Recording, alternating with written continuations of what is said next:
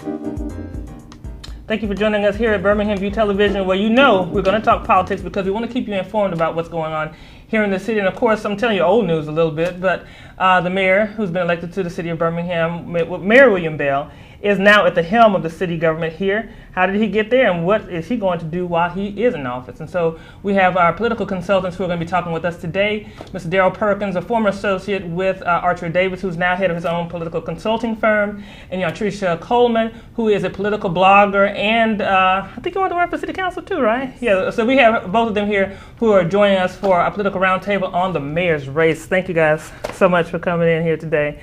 So guys, any surprises at all in terms of what happened with the race? I was surprised about the negativity. I expected it, but not to the level that it was. Oh, come on, girl, it's Birmingham. Yeah, you still new?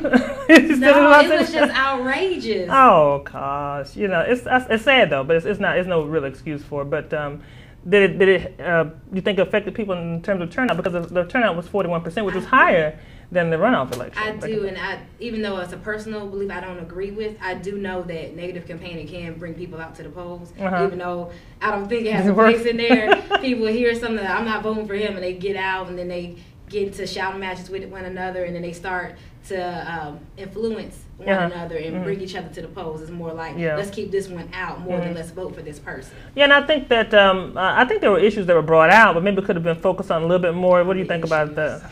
I agree that there weren't that many actual issues brought out. The good news is that you touched on this. 41% turnout is actually outstanding. It really is. December 8th, 6 weeks ago, we had 26% turnout. That's actually not too shabby in its own right. Yeah. But 41% is outstanding. And it was across the board turnout. If you look at the boxes, going back to December 8th, by definition, William Bell did very well in the African American boxes. Of course, Cooper did well, and almost even the African American boxes. On December 8th, Patrick Cooper ran second in almost all those boxes. Sometimes it was behind Smithman, most times it was behind Bell. But the fact is, Patrick did have some African American support. Now, flash forward. Oh yeah, I was going to say. So then what happened? What happened was, William Bell was everybody's number 2 person. That's what happened. In the African American vote, Smithman's vote, Emory Anthony's vote, all fell toward William Bell. And if you look at it, you'll see. Whereas Cooper got incremental vote increases in vote. Increases. Bell doubled in some cases his vote in the African American boxes. So that's why Bell went from losing 4.1 to Cooper, 25.1 to Bell, to 54.46 on he didn't have it. He had a message, in my opinion, meaning Patrick Cooper, that was going against someone as an incumbent in the mayor spot. This is what's wrong with Birmingham. The cronies, 30 years of all this bad stuff. He presided over that, so now you want a fresh face. That was my biggest thing that I had against it, was you're telling us what's wrong with Birmingham. What's the solution? Solutions. So you're telling me all this is wrong, but you haven't told me yet what can you do to fix it. Well, he talked about going to Obama, getting some stimulus money and fixing transit. I mean, that wasn't the plan? You don't know as a mayor what you're supposed to be doing. Because our mayor cannot be up in D.C. And there's different. That's a lobbyist group. There's different levels towards getting to Obama, or does he even give the money out? There's different departments you need to be speaking to. To me, a lot of what he said made me feel like, not that he was saying it, but his message that you are so ignorant that you are going to just hear whatever I have to say. I don't think he's that type of person, but that's what the message said. It was like, okay, I'm going to go see Obama, and everybody, yay, most people were turned off because we're not that ignorant, and we know you can't do that. So that to me was a lot of, and even not missing the debates was, not that he doesn't like black people. I would never say that. No. That, I mean, how could he? He's black himself, Birmingham people you are such sheep that I can say whatever. I can not attend and you still vote for me. So you felt that he just wasn't connecting on a real emotional soul level with black. You felt he was talking down. I didn't see. No, I'm not saying he was talking down. The negative, saying we're the third polluted city, we're the third poorest city, 70% dropout rate for males. That sort of thing was okay. I didn't hear once. How are you going to fix it stuff for pre-K programs? Well, if my son's 17, how does pre-K programs help him now? My whole thing was, I feel like when I hear you speak, if I don't feel the passion, if I feel like this is a means to an end for you, and not so much as I love my city so much that I'm giving of myself, then if I don't hear solutions, then you are counted out. And that's what happened for Cooper. For me, other people who I heard speak, and especially on Facebook, were saying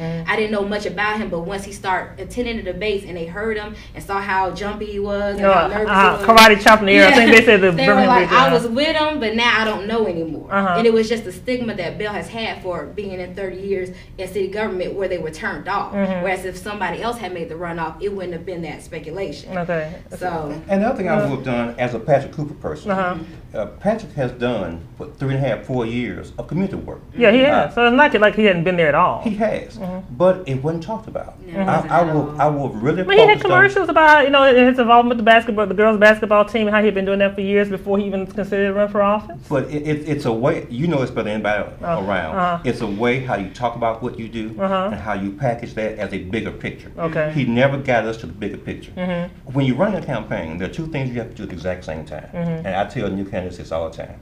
You have to show me the vision. Let's talk about Birmingham. That's where we are. Show me the vision for Birmingham. But also show me the vision of where I live.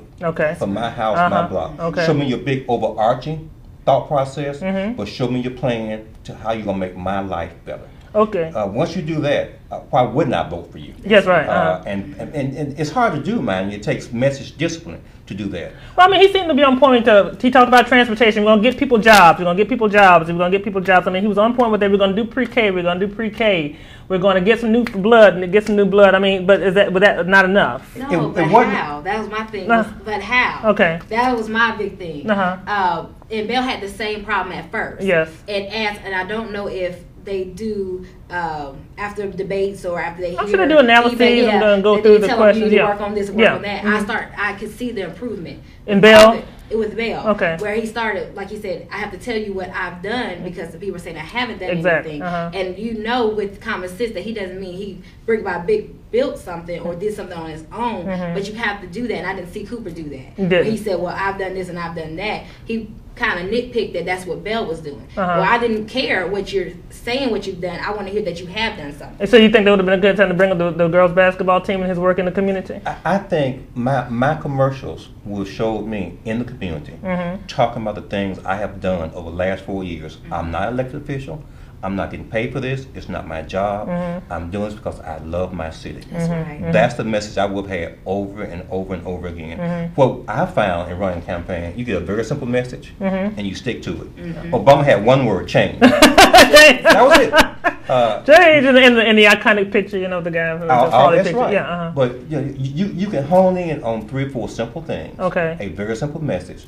You're right. You have to explain what you're doing, and you can't just say transit. Like they say, how you gonna fix education? Well, mass transit, and that's what I heard a lot. Was he started off answering the questions, but then he would get to the forum I was at. I would ask a question, and the answer didn't jive with the question. That's what my husband calls it, unanswers. Where you got to get on your talking points. So you just don't answer the question. Don't answer the question. And it seems evasive.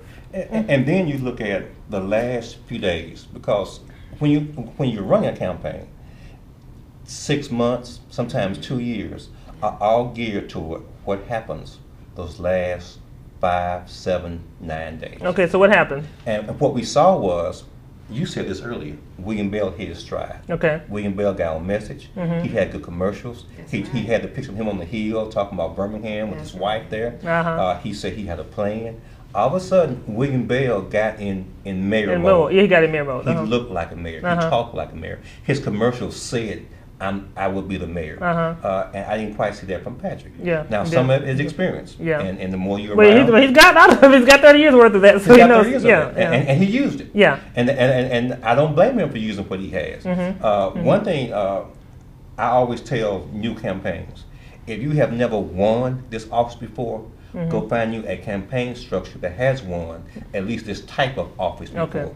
Surround yourself with people who've done this before. Who've done it and won it. Not just done it. Who've done it and won it. Yes. And that's